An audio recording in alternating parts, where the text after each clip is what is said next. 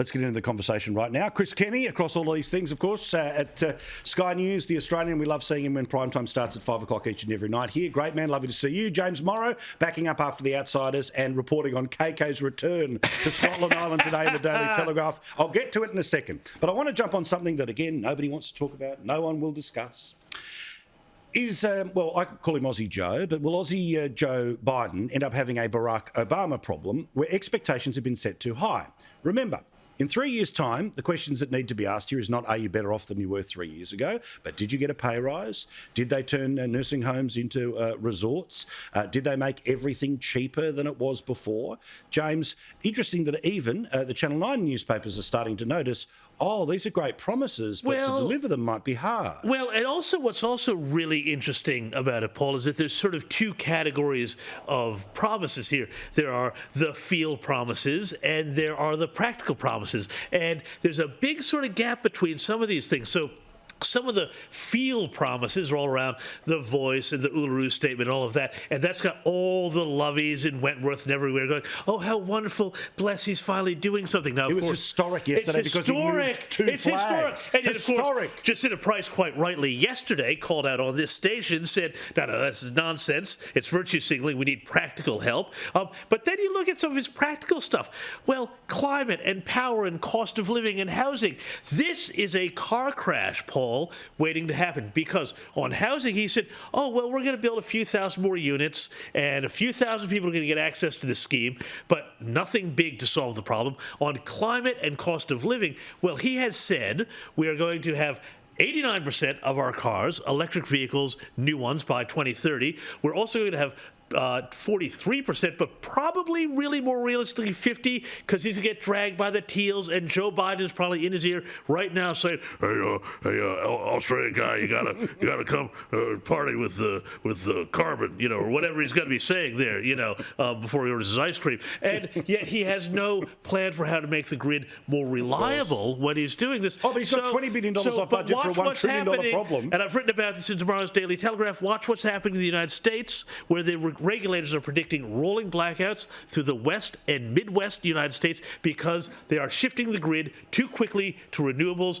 to take care of these fantasies. The same thing will happen here if we're not careful. Look, we all know how this works. Everyone assumes when a government changes, it's not 3, it's 6, it's maybe 9 years. But expectations are a funny thing. Remember, we just saw a government that was flushed after saving the country, getting people back to work at all those pandemic payments, getting us to a vaccination target of 95%. So, Chris, people don't care about what's coming. They care about, whether you delivered on what you promised.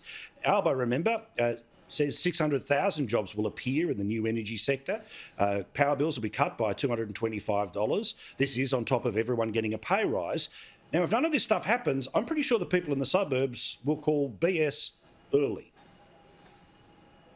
Can't happen, Paul. Can't deliver what he suggested will happen. I'm going to disagree with you guys on the Voice. You know that, but they'll destroy the Voice, the Labor Party, if they claim it as theirs. This is something that's come up from a broad group of Indigenous people, and a lot of people on the right of politics have worked on this for 10 years. Now Labor wants to claim it as theirs and their big symbolic, emotional reform. That'll kill it. It needs to be kept as something owned by everybody in this country, and it's got to be practical and non-partisan. But we'll have that debate another time. I spoke to Jacinta Price about that on my program tonight. You can have a look at that on the website or on YouTube. But more broadly, the point you make, Paul, is just so spot on. For instance, there's no more natural disasters, right? Now that you've got the Teals and the Greens in the Labor Party, no more floods, no more bushfires, no more droughts. I mean, this is what they have suggested with all of their rhetoric over the past little while. As you say, it's going to be golden gay times for everybody in our aged care homes, and there'll be nurses at the end of every corridor.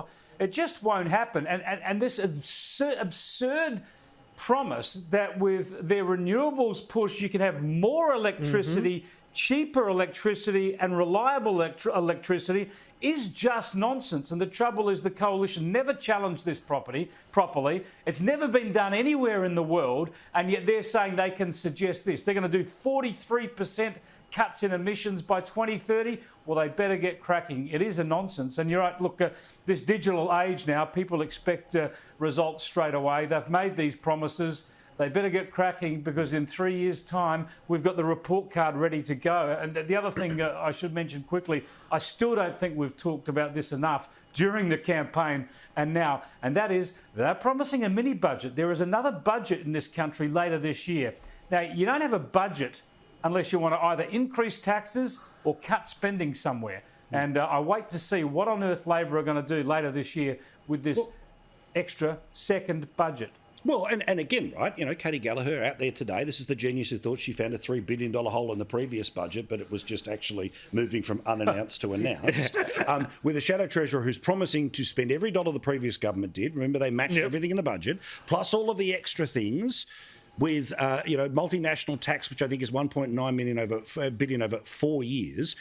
But the debt's a priority here, James. Don't worry, it's a high priority. BS, it's a low priority. You're just pretending you have a solution to a problem that requires cutting in spending or increasing in revenue.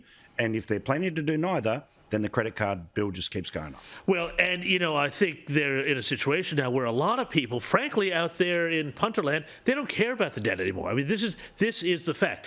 People watching this program, you care, I care, but an awful lot of people now, we have been in this era of, this, whatever it's called, mixed monetary theory, where you just print as much money as you want, and there's never any sort of comeuppance for it. Well, there will be comeuppance one day, and it will be very expensive. But also the thing we're going to see, and I know they've denied it till they're blue in the face, but they will at some point say, due to changed budgetary circumstances and the changed economic conditions, Paul, we are afraid that the stage 3 tax cuts that all of you teals out there in Wentworth and everywhere else were looking forward to enjoying, they're now off the table. And by the way, here's a natural disaster levy, and here's the Scott Morrison was a scumbag levy, and here's the this levy, here's and the here's double in the smoking levy, here's the sugar tax. And it's going to be $300 for Monte Cristo, and, we're just going to have to leave the country, Paul, Yeah, correct.